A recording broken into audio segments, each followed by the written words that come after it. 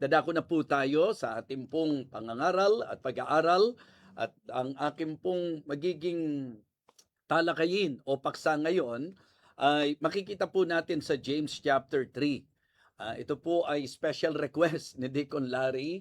Nagandahan po siya dito sa passage na ito at bumubuo siya ng concept at nakita niya na magandang iugnay sa ating pong mga natalakay na at ito po ang naging leading din po ng Panginoon sa inyong lingkod. James chapter 3 po ang ating teksto.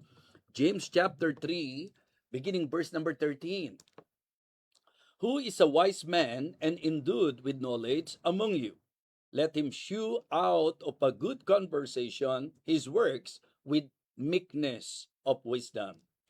But if ye have bitter envying and strife in your hearts, glory not and lie not against the truth. This wisdom descendeth not from above, but is earthly, sensual, devilish. For where envying and strife is, there is confusion and every evil work. But the wisdom that is from above is first pure, then peaceable, gentle, and easy to be entreated, full of mercy and good fruits, without partiality and without hypocrisy. And the fruit of righteousness is sown in peace of them that make peace. Tayo po ay manalangin. Dakilang Diyos, aming Panginoon, muli po kaming nagpapasalamat sa iyo for giving us this opportunity once again to study and to hear thy precious words. I pray, O Father, that you will again guide me. May you continue to give me wisdom as I do this ministry, Heavenly Father. I always acknowledge the fact that without you, I can do nothing. So please help me, empower me, and please reach the heart of your people as they listen to your message. Ipinagkakatiwala ko po sa iyo ang aking sarili at ang pag-aaralang ito. Salamat po sa mga giliw na taga-subaybay, sa mga masugid na taga-subaybay ng ministeryong ito. Sama-sama mo po kaming pagpalain at itaas mo po ang iyong pangalan sa amin pong pag-aaral na ito. Ito po ang aming panalangin, O Diyos, sa pangalan po ng aming Panginoong Jesus. Amen. Amen. Okay, so ang ating pong pag-uusapan ngayon ay ang patungkol sa wisdom. Ito po ang isang bagay na dapat nagiging klaro sa mga tao, lalo na po sa mga Kristiyano. Iba po ang knowledge sa wisdom. Although magkaugnay, pero ito po ay magkaiba. Sabi nga po ni Deacon Larry, iba ang talino sa marunong. So marahil yung isa po ay nagbibigay pansin sa iyong kaalaman. Pero ang kaalaman na hindi po na-i-apply ay mananatiling kaalaman lamang. Ang karunungan ay kapag ka po nailagay na sa aplikasyon ang kaalaman. So kaya ngayon pong sandaling ito, it is good to listen and to learn mula po dito sa mensahe na inilagay po ng Panginoon sa aking pong puso. Let me share with you the message of the Lord entitled, Show Your Wisdom. Show your wisdom. Ipakita mo ang iyong karunungan. Dito po sa ating teksto, kung papansinin niyo po, ang sabi po ni James, who is a wise man and endued with knowledge among you? And let him shew out of a good conversation his works with meekness of wisdom. So kasi ang totoong karunungan, mga kapatid, kinakailangan po ito'y nakikita. Kasi nga po ang pinag-uusapan natin, application ng knowledge. Hanggat nasa isip lang po yan, hanggat kaalaman lang po yan, mga kapatid, ito po ay hindi talaga magiging lubos. It is good na tayo po'y magkaroon ng kaalaman, ng kaunawaan, na magre-resulta po sa karunungan. So dito po sa naging pagtalakay po niya, meron pong mga bagay na sinasabi po si James na maganda rin pong maging point of evaluation po natin.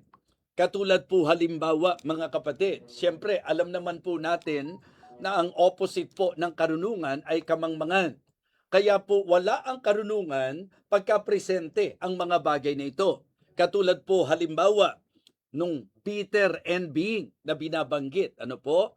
kapag ka meron pong inggitan, meron pong pagkakabahabahagi, meron pong pagkakampi-kampi. Mga kapatid, ang sabi, wag nating ikatuwayan at wag tayong magsinungaling sa katotohanan. Hindi kailanman magiging masasabi nating believable ang claim na karunungan kapag ka presente ang mga bagay na ito. Ang sabi nga po mga kapatid sa verse number 15, the wisdom descended not from above. This wisdom, ito po yung sinasabi ng iba na karunungan. Pero ang idea nila ng karunungan, yung diskarte para sa sarili. Yan po ay siguro maili-line up natin dito. Yung mga yumayaman sa mga diskarting kahit hindi parehas. Yung pong may mga diskarte na mapanglamang sa kapwa, na talagang pangmakasarili at hindi po nakalulugod sa Panginoon. Mga kapatid, yan po ay makikita natin na bagay na dapat maunawaan at matutunan ng lahat kasi may mga pagkakataong nagagamit natin ng mali. Marunong kasi sa buhay yan. Kaya talaga siya maluwag at masasabi nating sumasagana. Mali po mga kapatid. Kung ang kasaganaan ay galing sa discarding masama, kung ang kasaganaan po ay bunga ng panglalamang, hindi po karunungan yun, katusuhan po yun mga kapatid. So kaya it is very important for us to learn this message because I believe as believer in Christ, ang dapat karunungan na meron tayo, yung karunungan na sinasabi po at itinuturo po sa banal na kasulatan. Sabi po niya, doon po sa verse number 14, but if ye have bitter envying and strife in your hearts, glory not and lie not against the truth. This wisdom descendeth not from above, but is earthly, sensual, and devilish. Ang karunungan daw pong ito mga kapatid ay panglupa, di ba? At ang sabi po, sensual and devilish. Negative po mga kapatid. Kaya ang dapat magkaroon tayo sa buhay, karunungan ng Diyos at hindi katusuhan. Karunungan, hindi po diskarte mga kapatid. Sabi po ng verse number 16, for where envying and strife is, there is confusion and every evil work. And then in verse number 17, James emphasized na ang karunungan daw talaga na makalangit. Yun talagang masasabi nating mula sa Diyos. Sabi po ng verse number 17, but the wisdom that is from above is first pure, then peaceable, gentle, and easy to be entreated, full of mercy and good fruits, without partiality and without hypocrisy. Mga kapatid, mga minamahal, nilagay po dito ni James ang characteristics ng wisdom talaga na galing sa Diyos. Okay? Pure. Dalisay, walang halong pagpapaimbabaw, katulad po nung binanggit din. Without hypocrisy, pure talaga. Dalisay, malinis, walang halong masamang motibo, mga kapatid, kumbaga, tunay. Amen? Tunay. So, yun po, ang unang binanggit po dito, pure. And then, peaceable. Ang isang tao po na may karunungan, hindi po laging gulo ang hinahanap. Hindi po laging kaaway ang hinahanap. Pagka po ang isang Kristiyano ay may karunungan, ang katangian daw po ng karunungan, pure and peaceable. Kaya naman sa Biblia, yung pong itinuturo sa atin talaga di ba? Ang sabi po mga kapatid, malinaw, follow peace with holiness, di ba? Yun daw po ang dapat sinusunod natin, without which no man shall see the Lord. And if it be possible, as much as light in you, live peaceably with all men. Ang isang Kristiyano o ang isang tao na may karunungan, mga kapatid, ang karunungan mahahayag sapagkat ito po ay may katangian na sinasabi po ng banal na kasulatan. Bukod sa ito po ay pure, ito po ay peaceable and productive. Ibig sabihin, prolific po yan, truthful po yan. Yun ang sinabi po ng verse number 17. But the wisdom that is from above is first pure, then peaceable, gentle, and easy to be entreated, full of mercy and good fruits, without partiality and without hypocrisy. Mga kapatid, mga minamahal, ito po ang karunungan na sinasabi ng salita ng Diyos. Now, ang ating pong tinatalakay ngayon ay ang manifestations ng tunay na karunungan. If the believer is claiming na siya ay merong wisdom, na siya ay wise ayon sa tamang pagtanaw dito, merong mga bagay na magiging kapahayagan po nito, mga kapatid. And I want all of you to, again, listen very carefully and learn mula po dito sa ating tatalakayin. So, una po, mga kapatid, dito rin po sa chapter 3, ipinapakita po na ang wisdom mahayag sa pamagitan po ng controlled tongue. Okay. Ang kadalasang pinanggagalingan ng gulo, dila, mga kapatid. Ang kadalasan pong pinanggagalingan ng problema ay ang mga daldalan, siraan, chismisan, problema sa dila. Sa Biblia po, importante na talagang matutunan po natin na kontrolin po ang ating dila, mga kapatid. At itinuturo din po ng banal na kasulatan na talagang ang Kristiyano po dapat ang pagsasalita ay maging pagpapala. Ang pagsasalita ay dapat magministeryo ng biyaya. Kaya po, so shout out po sa mga chismosa, shout out po sa mga mapaghati dumapit, shout out po sa mga mapanira, okay? Ito po ay isang paalala at babala na rin po. Hindi po karunungan yung pong ating kadaldalan, hindi po karunungan ang paninira ng kapwa, hindi po karunungan, mga kapatid, ang pagpahahati dumapit. In fact, sa line-up po ng mga kinapuputan ng Diyos, isa po yan. Lying tongue, di po ba? So, yung pong gossip, yan po yung mga ilan sa talagang iniline up na kinapuputan ng Panginoon. Now, tinalakay po yan ni James. Tingnan niyo po ang sabi ng verse number 1. My brethren, be not many masters, knowing that we shall receive the greater condemnation.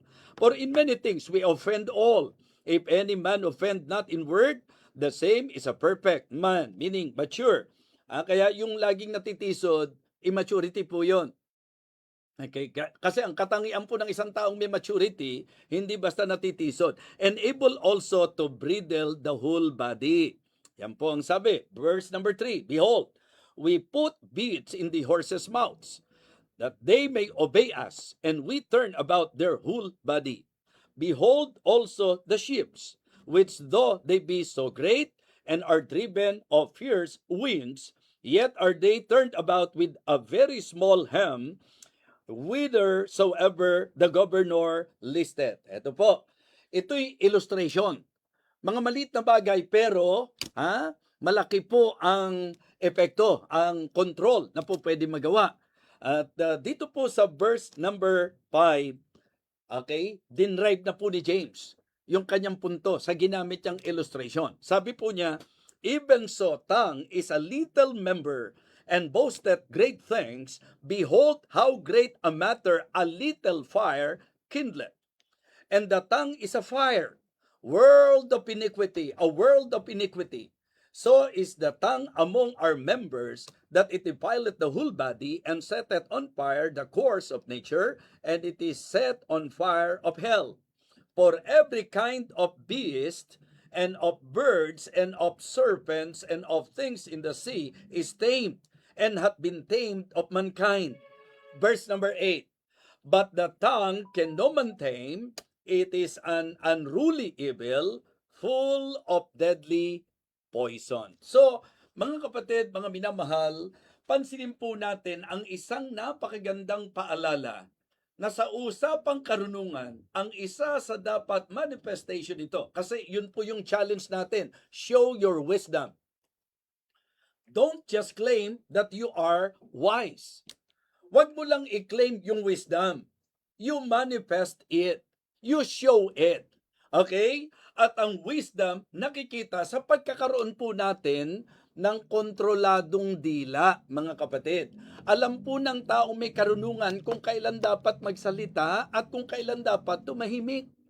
Alam po ng isang taong may karunungan kung ano ang dapat sasabihin at kung ano yung hindi dapat sasabihin. So mga kapatid, mga minamahal, isang magandang panawagan ang mensaheng ito sa ikagaganda po ng takbo ng buhay natin sa church at sa ministeryo. Because if we will consider the will of God for His people, behold, how good and how pleasant it is for brethren to dwell together in unity.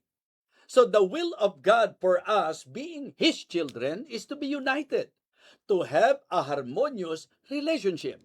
Pero kapag ka may bitter envying, kapag ka merong strife, pagka merong pong pagkakampi-kampi at pag-aaway-away, yan po ay masasabi nating kapahayagan ng opposite po ng karunungan. Yan po'y kamangmangan. So kaya importante po ng isa sa matutunan po natin na magiging kapahayagan ng karunungan ay ang pagkakaroon po natin ng kontroladong dila. Opo, subukan nyo lang po mag-evaluate. Ilan na po ang nasiraan ng dila na meron tayo? Gaano karami na pong tao ang matapos nating makausap ay nagkaroon ng galit sa puso, nagkaroon ng tinatawag na problema sa relasyon. So, it is good for all of us to really consider this very thing. Because, sabi po ng Bible, yung dila, maliit lang, pero ang kayang wasakin, hindi matatawaran. Kumbaga, yung simpleng apoy po pwedeng tumupok ng malaking kagubatan. Gaano na karaming mga churches ngayon ang masasabi po natin na problemado dahil po sa hindi kontroladong dila. So kaya for me, it is good to somehow consider kamusta po tayo kapag ka nagsalita. Sa Biblia po kasi, itinuturo na pagka Kristiyano ka, let your word be always with grace, seasoned with salt, that it may minister grace unto the hearers. Sa Biblia po, ang sabi, a soft answer turneth away wrath. Okay? Paalala po ng Biblia, let no corrupt communication proceed out of your mouth. Kundi ang dapat daw, ang lumalabas sa bibig natin ay yung mabuti sa ikatitibay, sa ikalalakas. Kaya isang malaking kamangmangan ang hindi pagkakaroon ng kontroladong dila. Dahil yan po'y pagmumula ng apoy. Yan po'y pagmumula ng problema. Yan po'y pagmumula ng pagkakagulo. Yan po'y pagmumula ng hindi magandang lakad at relasyon ng mga mananampalataya kahit sila po ay nasa iisang iglesia. Mga kapatid, ang manifestation po ng wisdom, kasi ang challenge ko po sa bawat isa sa message na ito, show your wisdom. Diba? Prove that you are wise. Patunayan natin na tayo po'y sa Diyos. Patunayan natin na tayo po'y marunong. Diba? Kasi ang isang taong marunong, pag alam niyang makasisira, hindi niya gagawin. Pagka alam niyang yung sasabihin niya hindi makatutulong, hindi niya sasabihin. So we better consider this message, mga kapatid. Okay? Show your wisdom sa pamagitan po ng point number 1, controlled tongue. Okay? Ikalawa po, sa pamagitan po ng commendable temper. Ayan. Ito naman ang isang problema din. Yung self-control. Yung pong marami, ang dali-dali pong mag-react. Kapag ka po pinag-usapan kadalasan, ang mga problema, 'di ba? Ang nangyayari po, imbis na tayo po ay mag-respond ng may karunungan, ang nauuna po sa atin mga kapatid ay ang reaksyon. So dito po sinasabi na ang usapan po ng dila, 'di ba? Sabi, lahat ng bagay makokontrol, pero ang dila mahirap makontrol. Kaya para sa akin, it takes wisdom para magkaroon tayo ng controlled tongue. Tama po? At isang malaking bagay din po sa usapan ng karunungan na talagang magtimpi tayo, di ba? May mga nakagigigil, may mga nakakairita, meron pong mga talagang parang pinoprovoke po tayo, pero ang malaking blessing, yung matuto po tayo na yung fruit of the Holy Spirit, at ang isa na nga po dyan mga kapatid, ay ang temperance, di ba ba? So yun po yun. Yung bang ang idea, yung bang magkaroon tayo ng pagtitimpi. Alam nyo, hindi na po kailangang ituro pa ng Bible ang pagtitimpi kung wala naman po talagang mga masasabi po natin na ikaiirita, ikagagalit. Kumbaga mga kapatid, sabi ko nga, how can we apply yung mga message na natutunan natin sa Bible, kundi tayo malalagay sa sitwasyon na i-apply natin po talaga yan. 'Di ba? Ang isang example natin, how can we apply forgiveness kung walang sasablay sa atin? Kung walang magkakamali sa atin? Kung lahat ng tao puro mabubuti ang gagawin sa atin? So paano natin may apply yung forgiveness, yung pagkakaroon ng forgiving spirit? So ganun din po. Paano po natin mai apply ang fruit of the Holy Spirit sa buhay natin kung ang sitwasyon naman lagi pong maayos, mga kapatid? Kaya ang usapan po ng pagtitimpi ay mapapatunayan kapag ka meron pong mga kumbaga, yung mga gifted talaga na para bang hindi sila mapapakali hangga't hindi ka nakukonsumi. Para bang hindi titigil. Actually po, pag tiningnan nyo sa likuran ng lahat, sa mga sitwasyon natin sa buhay at maging sa ating pong gawain, si Satanas naman talaga ang laging gustong ma-provoke po tayo eh. 'Di ba? Gusto po niyang i-provoke tayo. Kaya tutuksuhin po tayo niyan sa pamamagitan ng mga pangyayari o mga sitwasyon or maging sa mga tao po na po pwedeng maging dahilan para makalimot po tayo at mawala po tayo sa pagpipigil. So mga kapatid, mga minamahal, for me, wisdom din po yung kakayahan po natin na makontrol yung ating pong temper, mga kapatid. Ho? Yung bang kapuri-puri na talagang grabe ang patience nitong taong ito. Kasi lagi ko pong ginagamit na biro ito. Ang na-realize ko po sa buhay na ito, in the reality of life, kapag ka hindi ka naging patient, isang araw, patient ka. Di ba? Kung hindi po tayo magiging patient, isang araw, magiging patient ka. O, sa mga naglo-load, ito pong ibig kong sabihin. Pagka sa buhay na ito, hindi ka nagkaroon ng pagtitimpi, mga minamahal, tataas ang blood pressure mo, lagi ka na lang magagalit, hindi po healthy yon. Kaya ang mangyayari, magkakasakit ka. Pagka nagkasakit ka, ma-hospital ka. Ano ngayon ang kalagayan mo? Patient. 'Di ba? So kaya pagka hindi ka naging patient, magiging patient ka. Kaya mga kapatid, napakaganda po na magkaroon tayo ng masasabi nating commendable temper. Yung bang self-control. Yung pong pagkakaroon natin, mga kapatid, ng pagpipigil sa sarili. Kaya nga, ang isang bagay po na itinuro po ng Panginoon sa akin, sabi ko nga, if Satan is actually the one na nagtatry para tayo po ay kanyang masasabi nating i-provoke, basta kay Satanas po, ang natutunan ko, resist, rebuke, and reverse. Yung pong words na yon, resist, rebuke, and reverse. Okay, resist the devil. Yung mga temptation po niya. And then, rebuke. At yung pangatlo po, reverse. What I learned in my life, in the Christian life, is this. Lahat ng gusto ni Satan, baliktarin mo. Okay? Automatically, kalooban ng Diyos ang magagawa mo. Kasi laging dalawang panig lang po yan eh. Pagka si Satan ang nasusunod sa iyo, definitely hindi nasusunod ang kalooban ng Diyos sa buhay mo. Kaya yung word na reverse, pagka si Satan ang pinag-usapan, huwag kang aayon. Kung ano yung kasalungat ng gusto ni Satan, yun po ang gawin natin. Kung ano yung opposite, yun ang gawin natin. Gusto niya malungkot ka, maging masaya ka. Gusto niya magalit ka, maging mapayapa ka. Gusto po niya talagang masama ang loob mo, mga kapatid, yung kabaliktaran, lahat ng kabaliktaran sa gusto ni Satanas, yun po ang magiging kaganapan ng kalooban ng Diyos. And it takes wisdom, mga kapatid, para ang isang Kristiyano po ay masasabi nating makontrol niya ang kanya pong masasabi nating sarili.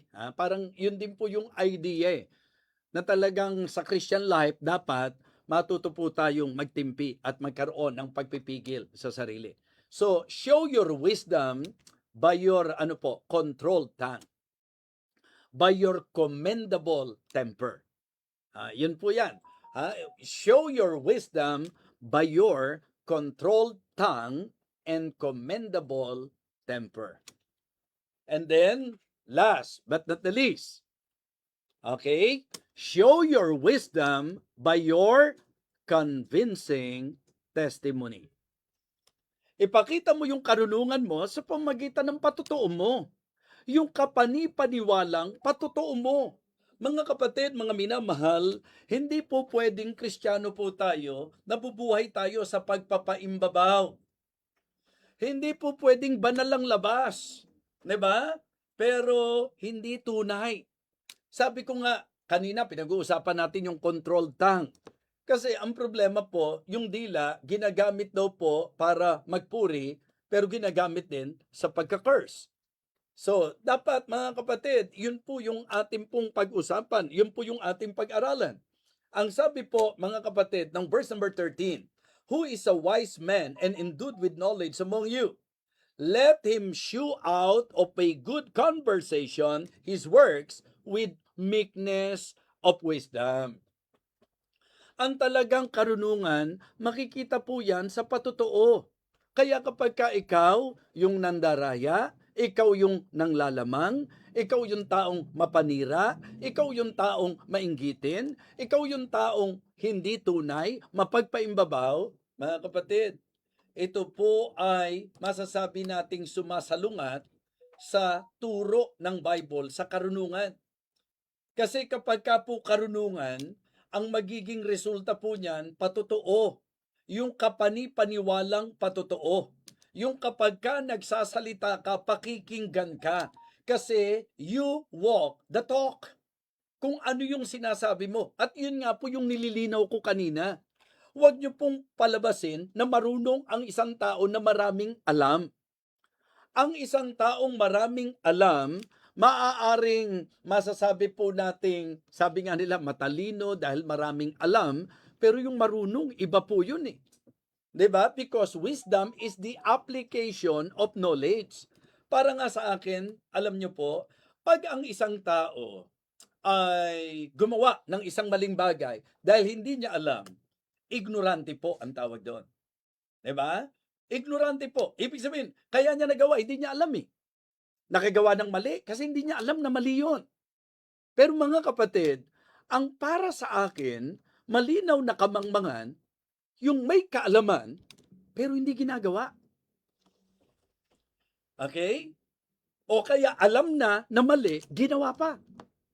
So kaya dito po, mga kapatid, ipinapakita natin na ang pagpapakita ng karunungan, ito po ay sa pamagitan ng patotoo na kapanipaniwala.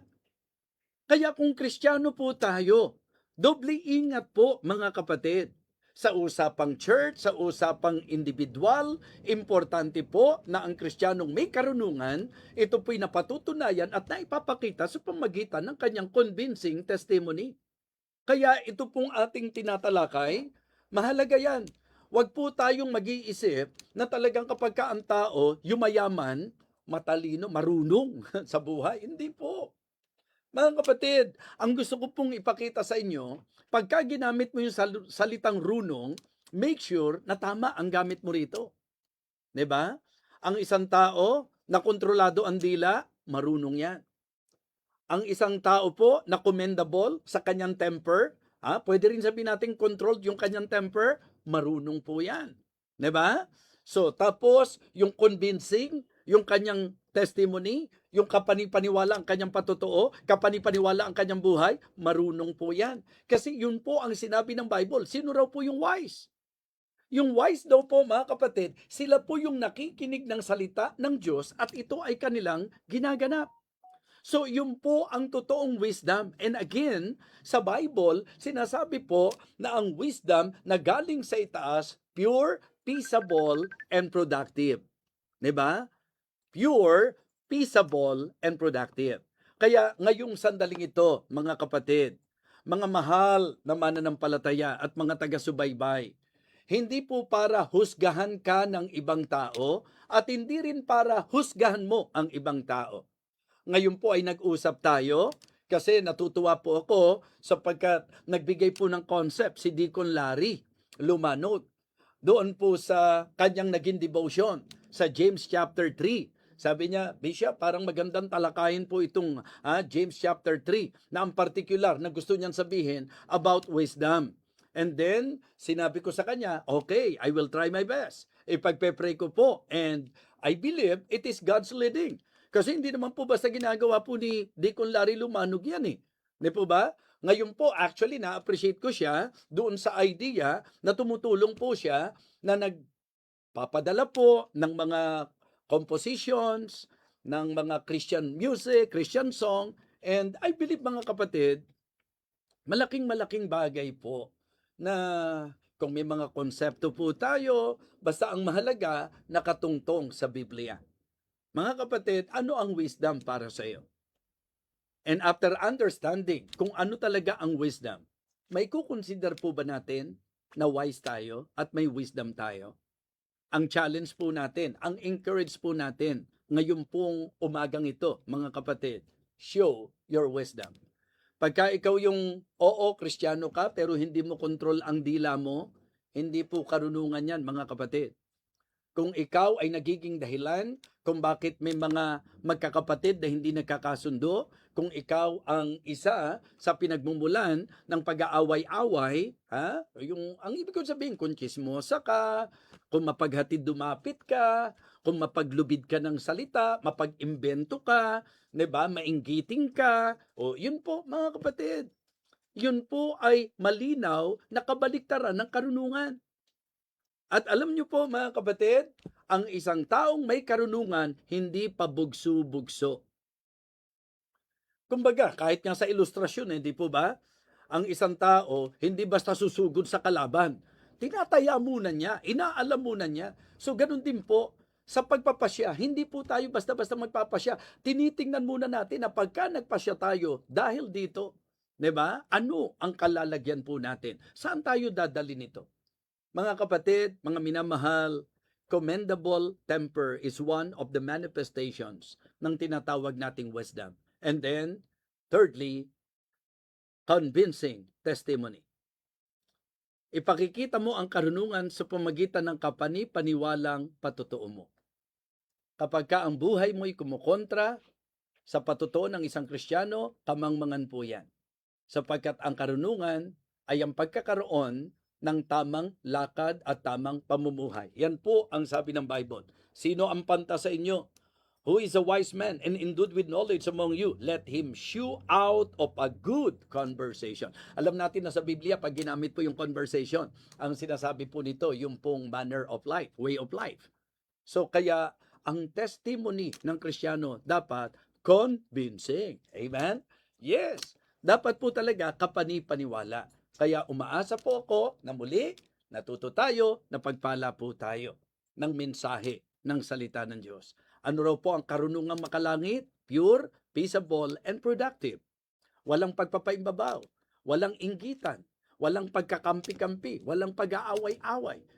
At ang paraan ng pagpapakita ng karunungan ay sa pamagitan ng ating controlled tongue, commendable temper, and convincing testimony. I hope na muli tayong pinagpala ng Panginoon. Let us pray. Dakilang Diyos, maraming salamat po sa patuloy na paggawa mo sa aming mga buhay.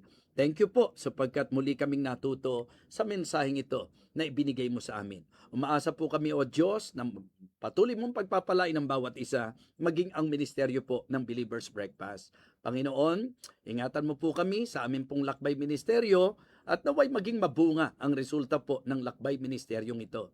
Ang iyo pong gabay, ang iyong pag-iingat at ang iyong karunungan, ang ipagkaloob mo nawa sa bawat isa po sa amin. Again, thank you so much, Heavenly Father, for your goodness. Thank you for your love. Thank you for everything. We praise you, Lord. We honor you, Lord. In Christ's most precious name, Amen. Amen. Purihin po ang Panginoon.